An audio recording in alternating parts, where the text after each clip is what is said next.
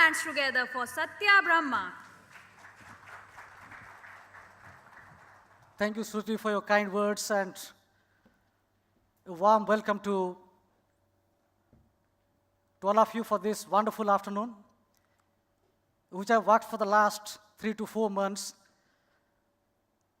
trying to find out what could be the X factor in the Indian pharma and healthcare industry. People often ask me that why you are so aggressive and do not have a vision that speak positiveness and bring that kind of consensus.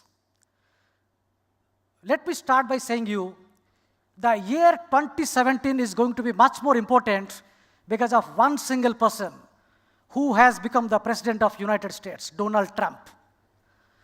For the first time in the history of the world, one person is going to control the entire world who probably doesn't know what is next step going to be. Why I'm talking about Donald Trump in this pharma conference actually? This has a tremendous impact on the pharma industry. Donald Trump is the one businessman, not a politician, who thinks the world in a different way. People thought that Hillary Clinton is going to sweep and she's going to be the President of the United States. It didn't happen. There was a strong undercurrent going on and Trump became the president. And look at his cabinet. Look at the kind of associates he's got. These are the people from the business world. And to me, if you ask me, he has done the right thing actually. He wants to change the system. But at the same time, we stand at the threshold of an unpredictable era where you cannot expect what the healthcare policy is going to be there in the United States, which will have subsequent impact on India. Having said this, let me tell you, the current Prime Minister of India, Mr. Narendra Modi, who came to power in 2014 election with a sweeping mandate from the people, has risen above and proved that he could be the change agent in the coming days to come. In the initial 2.5 years, you saw Modi traveling around the world.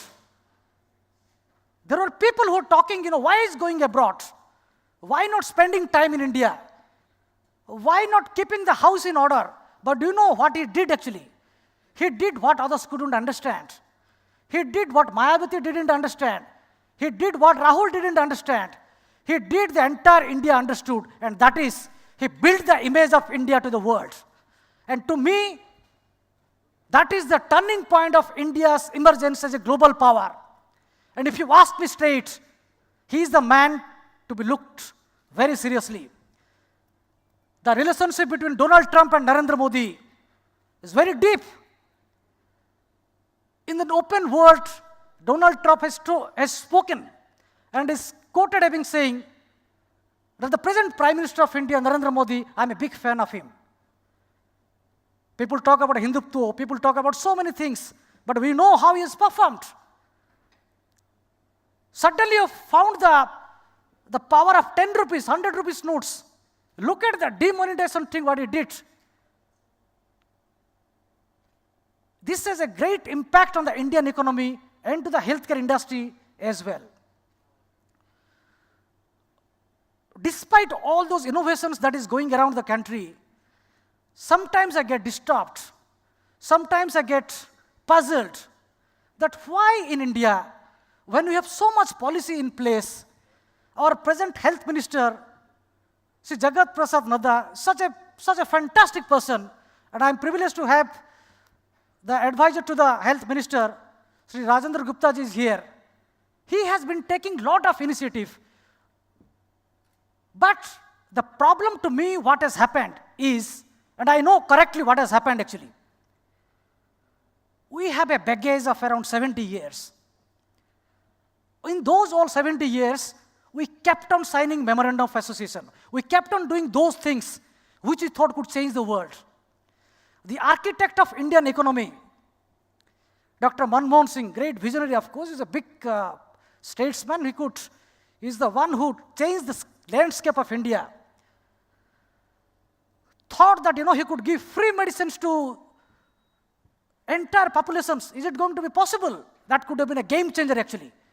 But he should have thought that the people around him, the system that he has inherited, the remote control that he has, the kind of infrastructure that he has is not conducive enough to make that thing possible. And above all, how you know that you give free medicines, which medicine from which pharmaceutical company or to any companies as such are going to make a difference? Narendra Modi doesn't believe in that. He doesn't make tall promises on healthcare. His focus is clearly right. And I'm not praising Prime Minister Modi because I'm saying what my heart says. In previous occasions, you have seen that I was one of the strongest critics of Narendra Modi. But I've seen the kind of change in him. He's telling, as long as India's populations, as long as the people who are there in the rural areas do not get basic healthcare access, India is not going to change. And for that, he has taken a single step, that is a comprehensive healthcare reforms. I want to see when the health minister gives the report to the Prime Minister's office, and I know it is working very fast, he has already developed it. Mr. Gupta is instrumental in bringing a lot of papers that contains the reforms process, and he has been chairing a lot of commissions and committees. He will be giving his own viewpoint today. So that would be very critical if you bring out that thing and comprehensive healthcare reforms are carried out, where the out of expenses when there is no universal healthcare insurance, people pay out of the pocket. That is actually pinching. We don't have doctors in the rural areas. That again actually bothers me. No doctor wants to go to the rural areas. Pharma companies are doing good. I completely compliment them. But the problem is, how will they distribute the medicines? How will they do the logistic activities if the PSCs, the infrastructure, and the basic amenities are not conducive enough there actually? The pharmacy. This is where the present health minister is working tirelessly now to bring that system in place. This will lead to a universal healthcare insurance. And those who are all of us here now, we are going to see something which will completely change. And I'm quite optimistic when I say this, because I know things are going in the right direction. But we must believe, we should not lose hopes, and we should not talk too much. We should work on the ground, see what is happening. Farmer Leaders, my own organization, which I floated around 13 to 14 years back, I never looked at these things. I only brought out those things which reveal the true picture of India. I have visited so many places. I have seen so many healthcare centers. I have interacted with so many doctors. I have interviewed more than 2,000 CEOs of the country. And I know India has got tremendous talents. We have with us Glaxo Managing Director, Mr. Annaswamy. There is a fantastic person. We have some of the greatest persons here now. They are the people who are trying to make a difference. These are the people who will actually save the change of India. These are the people who actually will be the torchbearer of a new India that is going to emerge. But is India ready for it? When I tell each India ready for it, this means when OPPI, when IDMA, when IPA, when BDMA, when Pharmexil, these people come together and have a single voice. I want to see a clear consensus between Indian companies and MNCs actually.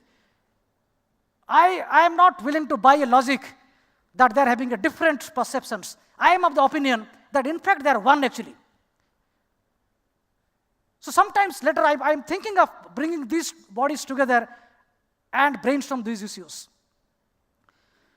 Another thing which is very important for us to deliberate here is about the patient care, patient safety. When I thought about the theme of this 9th Annual Pharmaceutical Leadership Summit, I thought, what could be the topic? Then I realized that the ultimate beneficiary are the patients. These are the people who are the real beneficiaries. The pharma companies, the doctors, the pharmacies, the diagnostic companies, the medicines, whatever you do, ultimately are the real beneficiaries are the patients. But who think about them? Yes, we produce medicines. India has the largest manufacturing capabilities. Our manufacturing capabilities are much more stringent, much more bigger than what US has. What US FDA is doing is completely wrong. They don't even look at what is there actually. And I can guarantee you, and I can tell you that if you go to US and other European countries, their manufacturing capabilities will not be that capable what India has. So there is something which is happening, and we must try to find out what is that thing is happening. One thing is happening for clear, is that there is a strong vibration. There is a strong message that is going out that we need to change. Not the way that we changed in the past, because we did nothing in the last 70 years. It is time for us to change. It is time for us to look at patients as the ultimate beneficiaries. Can they go to buy a pharmacy stores, buy medicines? Do they have money? They don't have. As you saw in one of the videos, that some of the areas where there is remote areas, there are no doctors, no medical facilities, they often don't know what the disease is all about. And I'm told the Ministry of Health is working heavily on these areas to diagnose these things, why it is happening, to bring an awareness. So there are three things which is going to make a big impact in the days to come: innovation, access to healthcare, and affordability. If these three factors are met with challenges, then no one can beat us. Like defense, healthcare is going to be the most important sector in India, and that would change the very notion of India and public at large. And when you go abroad, people would not tell us that this is what India sees you actually. Finally, I would like to tell you that in the year 2017, when the pharma industry is doing so well, when there are so many hospitals have come up, when there are so many facilities who have in hand, they are going to actually escalate the process and going to bring much more innovation actually. We might see number of beds increasing. We also might see so many doctors coming up. And if I'm given a correct information, there are at least going to be around 200 to 250 joint ventures, acquisitions are going to happen, both in the pharma industry as well as in the hospital sector. And the process has just started. So whatever the Indian companies are going to see will be going for public ultimately. They will be responsible for the public at large. So they will look at the public at large, they will look at the patients, and they will see what the bright picture is all about. This is the real India that will happen in the new millennium, and I'm quite hopeful that this will change our perceptions and we will be a healthier India. With these notes, I think I've spoken too much. Thank you very much for giving me time to speak.